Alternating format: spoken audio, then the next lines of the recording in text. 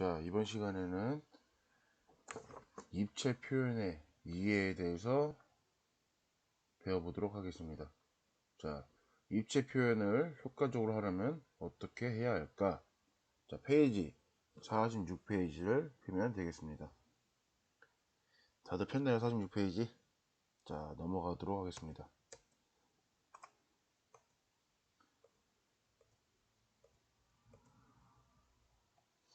자, 이 두 작품은 어떻게 만들어졌을까? 두 작가와 종이와 나무로 표현한 재료를 선택한 이유는 무엇일까?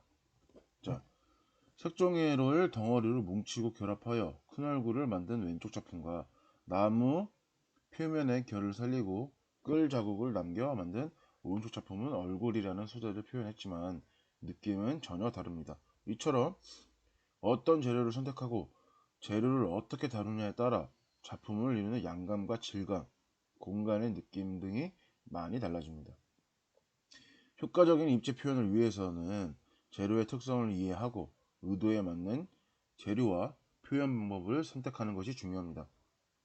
자신의 의도를 잘 드러낼 수 있는 다양한 방법을 탐구하여 효과적인 입체를 표현해 봅시다. 자, 이 백작부인과 데모는 네르마 작가라는 작품인데 형상을 제작할 때 일반적으로 테라코타, 대리석, 나무, 청동 등의 재료를 사용하는데 네르마는 틀에 얽매이지 않고 새로운 재료를 사용합니다. 작가는 사람들의 추상화된 모습을 제작하는데 구겨진 종이를 사용하여 새로운 느낌의 거대한 조각 작품을 완성한 작품입니다.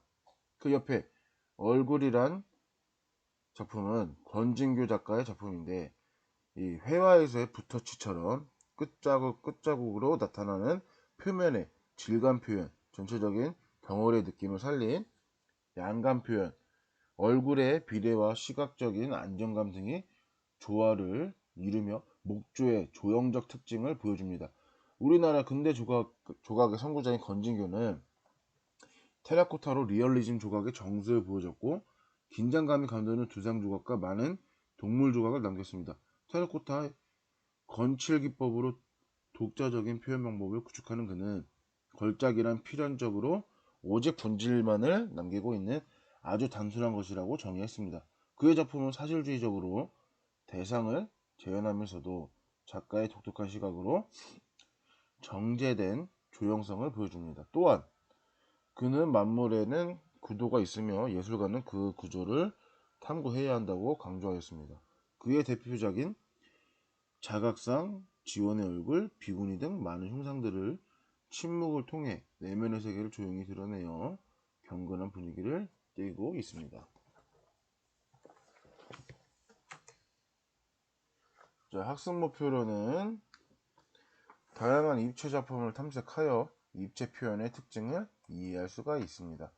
입체 표현의 재료의 특징을 탐색하고 주제에 맞는 효과적인 표현을 할 수가 있습니다. 자, 단단한 재료로의 표현 조각 작품입니다.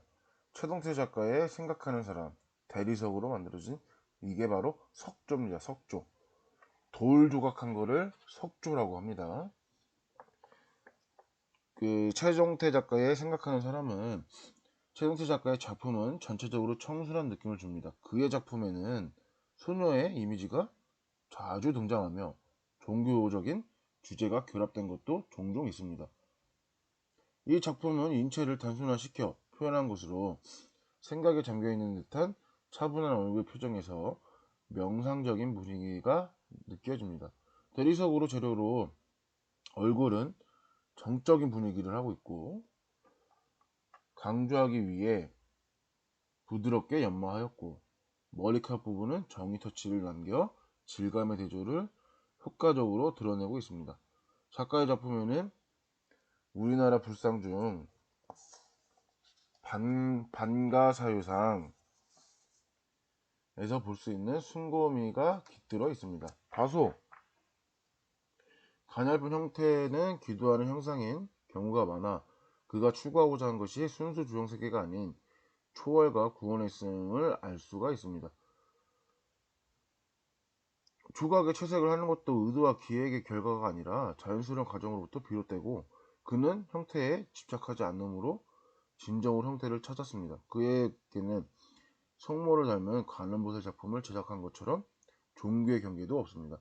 작품에 과도한 의미를 부여하기 위해 형태를 억압하지 않고 새로운 것을 쫓아 방중한 형태를 추구하지도 않는 그는 작품을 통하여 풍요로운 정신세계를 보여주고 있습니다.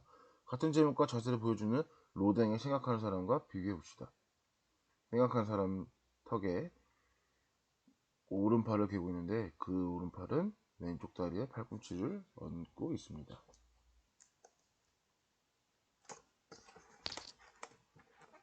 자, 이진선 학생 작품의 우리 집 고양이를 비누로 조각합니다.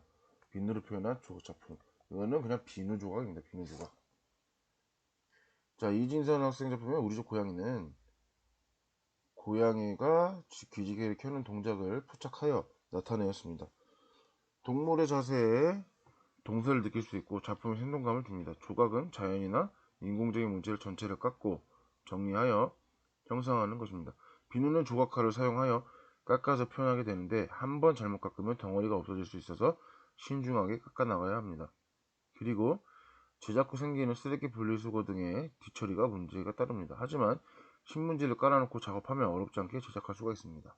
자, 깎거나 붙여서 표현하기 위해서 재료에 따라 입체 표현 방식이 어떻게 달라질까? 조소는 재료를 깎아서 표현하는 조각과 재료를 붙여서 표현하는 소조로 나눕니다. 자, 조소의 조는 조각입니다. 그리고 조소의 소는 소조입니다.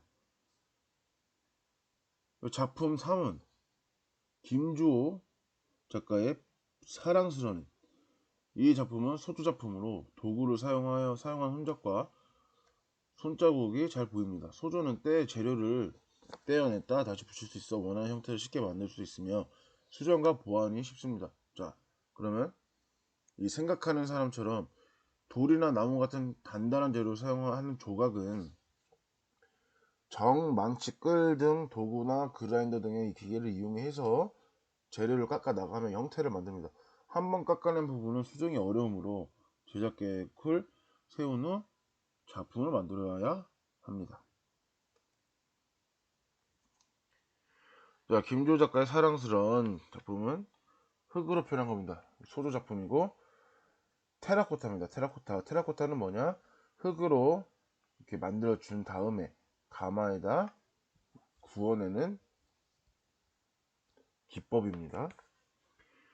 자, 김조 작가의 사랑스러운 하트 모양의 쿠션을 안고 있는 모습에서 작가의 따뜻한 시선을 엿볼 수가 있습니다. 그의 테라코타 작업은 따뜻한 채색이 주는 느낌과 작가의 의도한 표정을 다양하게 담아낸 작품들이 많습니다. 자, 색점토를 이용한 캐릭터 만들기. 색점토의 특성을 파악하고 과일, 채소, 동물 등의 이미지를 응용하여 자신만의 캐릭터를 만들어 봅니다. 자, 색점토를 이용한 캐릭터 만들기 위해서 만들기 전에 일단 스케치를 하는 겁니다. 본인이 만들고 싶어 하는 캐릭터나 이런 것들 특징을 살려가지고 스케치를 진행을 합니다. 자, 그 다음에 점토에 색을 섞어 필요한 만큼 반죽하고 그 다음에 머리, 몸통, 꼬리 등을 만들어 붙입니다. 그 다음 수염, 발톱, 이빨 등 세부적인 부분을 마무리합니다. 그리고 다섯 번째는 수정 및 보완하여 완성하기입니다.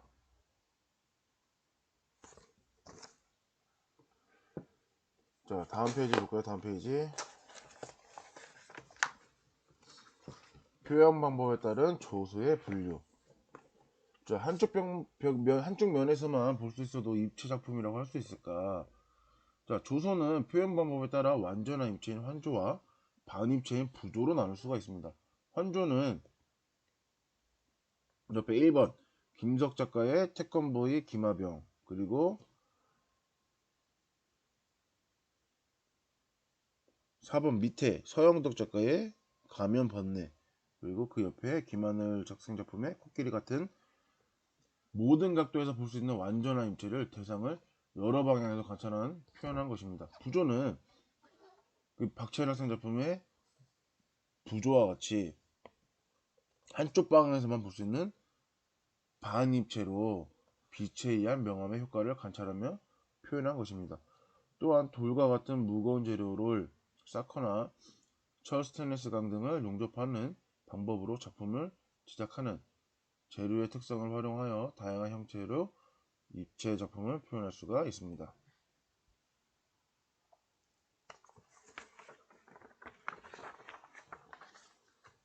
자, 김석 작가의 태권브이 기마병은 말을 탄 태권브이가 향수를 불러 일으키는 것처럼 작업을 통해 관객과 서로 소통하고 있습니다. 이 작품은 위풍당당한 말을 탄 태권브이의 모습을 하고 있고, 나무를 재료를 만들었고 표면에는 크레파스를 칠하고 나무 장난감을 깎듯 정성스럽게 조각하는 흔적이 보입니다. 나무는 추억을 불러내는 따뜻한 소재입니다. 우리의 추억 속에 있는 로봇을 상기시키기 위해 나무란 소재를 사용했습니다. 목각의 황갈색 색감과 크레파스의 따뜻한 느낌이 만나 어린 시절에 대한 향수를 자극하고, 작가는 자신의 우상이자 영웅이었던 로봇을 크게 만듦으로써 자신의 위안을 얻고자 하였습니다. 자, 그 옆에 박채은 학생 작품의 코끼리입니다. 코끼리의 앞모습을 지점토 판 위에 부조로 표현한 작품입니다. 한쪽 면에서만 감상이 가능하며 높낮이와 변화와 그림자 효과를 이용하여 코끼리의 모습을 표현하였습니다. 그 밑에 김하늘 학생 작품의 코끼리를 완전한 입체인, 자, 한쪽 방향에서만 볼 수 있는 부조입니다. 그 다음 하다 말했죠. 완전한 입체인 한조 작품. 자, 이거는 코끼리를 완전한 입체인 한조로 표현한 작품입니다. 실제로 공간을 차지하고 있으며 사방에서 감상이 가능한 작품입니다. 뼈대를 만들고 지줌틀을 붙여 만든 소조 작품입니다. 자, 이 작품은 서영덕 작가의 가면 번뇌입니다. 요 재료는 쇠사슬로 이용을 해서 입체 작품입니다. 쇠사슬의 특성을 살려가지고 한 작품입니다. 이 작품은 용접을 해가지고 하나의 사람 형태를 만든 작품이죠. 자, 서영덕 작가는 작품을 제작을 위해서 조용한 사찰의 불상이나 붐비는 시장의 인간 분상들에서 아이디어를 얻는다고 합니다. 그는 오래된 자전거 체인을 용접하여 거대한 작품을 제작합니다. 이 금속 체인 조각들로 불상도 제작하고 있습니다. 작가는 오래되고 녹슨 폐품이 만들어낸 것이야말로 진흙탕에서 피어낸 연꽃과도 같다고 말합니다. 이 무겁고 거친 소재들을 다루어 몸통의 유기적인 곡선을 만들어내는 것도 신기합니다. 서영덕은 무거운 감정을 무거운 형태로 표현하면서도 인체의 곡선에서 나타나는 유연하고 부드러운 분위기를 지니는 작품을 주조합니다. 그는 용접한 자전거 체인과 공업용 금속 체인을 엄청나게 많이 사용하면서 이를 탄탄하게 엮어 깊은 사색에 잠긴 인체 형태를 조각합니다. 자, 그의 작업은 독특하고 장인다운 솜씨를 보여줍니다. 그의 연작 중독되다와 감염되다라고 붙여진 시리즈 작품들은 재료의 반복과 육중하고 무거운 쇠붙이들로 관객들을 깊은 사색의 세상으로 이끌어갑니다. 시간이 갈수록 이 작품들은 녹슬어 망가지기도 하지만 그 세월의 쇠락도 이 작품을 생생하고 살아가고 있는 조각의 피부를 느끼도록 만들어준 것입니다. 자, 밑에 생활용품으로 실물 부조 만들기. 사물의 형태와 흙의 표현 효과를 이용해서 재미있는 부작품을 만들어 봅시다. 자, 일단 제작 과정에서 찰흙판을 만들죠. 찰흙판을 흙을 놓고서 일일이 쭉쭉쭉쭉 펴서 어느 정도의 내 작품을 진행할지의 크기를 재주고 찰흙판을 만들어줍니다. 그 다음에 일상생활에 있는 몽키, 수저, 그 다음에 이런 기계적인 것들을 이용을 해서 구상을 합니다. 구상을 해주고, 그 위에 식물을 떼어냅니다. 떼어낸 후 손으로 눌러 또 형태를 만들고, 그 다음에 판 위에 담아 석고를 붓니다. 석고를 부은 상태에서 이제 찰흙을 떼어내면은 이런 식으로 이제 고가연 학생 제품의 꽃게가 형성이 됩니다. 자, 입체 표현을 효과적으로 하려면 어떻게 해야 합니까? 자, 입체 표현은 재료의 표현 방법에 따라 조각과 소조, 환조와 부조 등으로 나눌 수가 있습니다. 자, 여기서 다시 한번 설명을 하자면, 조각은 형상이 있는 상태에서 깎아내는 게 조각이고, 소조는 형상이 없는 상태에서 하나하나씩 붙여 나가는 게 소조입니다. 환조는 입체, 3D 입체라고 생각하면 되고, 부조는 평면이라고 생각하면 됩니다. 자, 의도를 효과적으로 표현하기 위해서는 조수의 특징을 이해하고 재료와 표현 기법을 어떻게 할지를 생각하여 제작하여야 합니다. 입체 표현의 다양한 방법을 이해하고 이야기 속 인물을 선택하여 입체 작품을 만들어 봅시다. 자, 이걸 나가기 전에 좀 참고 자료로 설명해 주도록 하겠습니다. 자, 조수의 특징으로는 조선은 3차례 공간의 입체로 표현하는 조형 예술로 다음과 같은 특징을 지닙니다. 첫 번째, 재료를 깎거나 붙여서 3차원 공간 속에 입체를 표현합니다. 두 번째, 재료를 직접 다룸으로 질감과 촉감이 강조됩니다. 세 번째, 중력과 역학 그리고 재료의 무게, 크기 등을 고려한 구조의 짜임새가 작품 제작의 기본입니다. 자, 조각은 돌이나 나무 등 단단한 재료를 밖에서 안으로 깎아가며 형태를 만드는데 한번 깎아내면 수정이 어려우므로 신중하게 계획하여 깎아야 합니다. 종류로는 목조, 석조, 금속조, 아조, 석고, 기둥, 석고기둥, 비누, 수지, 기둥 등의 재료 등 여러 조각에 사용이 됩니다. 자, 소조는 입체 표현의 기법 중에서 흙이나 유토, 밀랍같이 가소성이 있는 재료를 살로 붙여 형상을 만드는 기법을 말합니다. 자, 조수의 조형 요소로는 양감, 질감, 재질감, 구조, 공간감이 있습니다.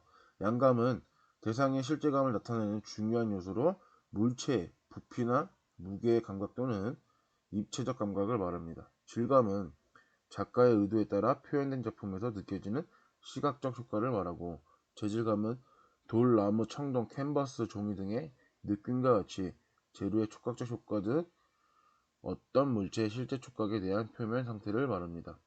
구조는 일체 표현의 형태를 유지하기 위한 기본적 골격에 따른 안정된 느낌을 말합니다. 공간감은 작품이 차지한 공간과 주변 공간의 느낌을 말합니다. 조수의 조형 원리로는 동세, 균형, 비례가 있습니다. 동세는 움직임의 자세, 운동감, 생동감을 느끼게 하는 요소입니다. 균형은 어느 한쪽으로 기울이지 않고 안정된 조화를 이루는 상태입니다. 비례는 길이나 넓이, 부피나 넓이 등의 크고 작은 차이에서 오는 비율입니다. 자, 표현 부위에 따라 다른 분류를 설명하겠습니다. 첫 번째, 마스크는 얼굴 부분만을 표현한 거, 그리고 두 번째, 두상은 목부터 머리 부분까지 표현함. 세 번째, 흉상은 가슴부터 머리 부분까지 표현한 거고, 네 번째, 반신상은 상반신만을 표현한 겁니다. 다섯 번째, 전신상은 머리부터 발끝까지 인체 전체를 표현합니다. 그리고 토르소는 팔다리를 제외하고 몸통만을 표현합니다. 자세에 따른 분류는 입상은 서 있는 자세를 표현한 거고, 좌상은 앉아 있는 자세를 표현한 거고, 와상은 누워 있는 자세를 표현한 겁니다. 자, 뭐 여러 가지 더 있는데 이런 것들은 계약 후 추후에 다시 한번 설명을 해드리도록 하겠습니다.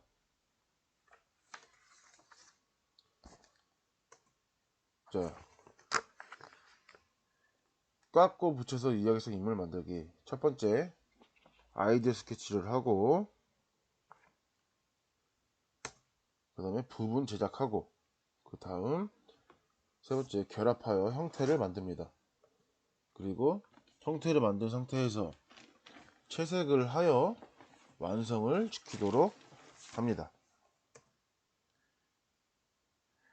자, 이재균 한미숙 학생의 공동작품은 해리포터를 만든 건데, 해리포터가 마법의 빗자루를 타고 하늘을 나는 모습을 단순화하여 표현하였습니다. 모두만들과 이야기 속 내용을 협의하여 인물을 정하고 재미있는 형태를 스케치합니다. 각자 제작할 부분을 나누어 아이스핑크를 깎은 후 결합하여 완성한 작품입니다. 역할을 나누어 공동작업을 할 때에는 상대방을 배려하고 협력하지 않으면 의도했던 결과물을 얻을 수 없기 때문에 중간중간 서로의 진행 과정을 확인하면서 완성하도록 합니다. 자, 오늘 수업은 여기까지고요. 오늘도 형상평가는 없으며 댓글을 남겨주면 됩니다. 오늘도 고생했습니다.